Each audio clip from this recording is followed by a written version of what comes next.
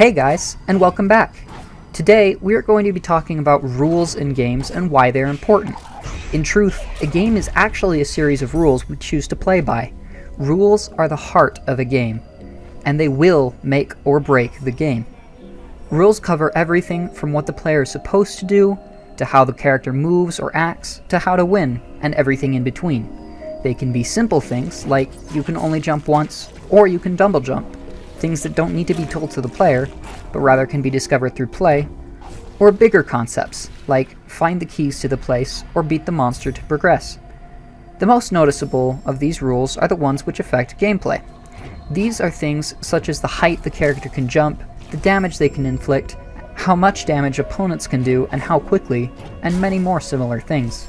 These rules can add a lot to our story, enriching it and giving us as the player a chance to experience the story through the character. For example, if I were to be playing a game where my character relied on stealth to fight, adding a rule that hitting my enemy from behind does double damage would entice me as the player to rely more on a playstyle that complements that. I could choose to disregard the bonus damage, but because I'm doing less damage, the game becomes more difficult. This simple rule, while not stopping the player from choosing their own playstyle, will encourage them to play in a way that the designer has intended, allowing the designer to influence the story by encouraging the player, rather than force them to play exactly as intended. This concept is why I say rules are at the heart of games as a medium. Rules change the story, because rules set the boundaries of freedom. In a book or a movie, there are no rules because the audience does nothing but watch. The audience has no say in what happens. One could think of a movie or book like a line. Every time it is used, it follows the same path to the same end. A game is more like a channel, where each time the game is used, the results are slightly different. Rules are the boundaries to that channel. They define what we can and cannot do. There are many types of rules, and all of them are arbitrary. Resources, ability points, levels, all of these are just simply rules.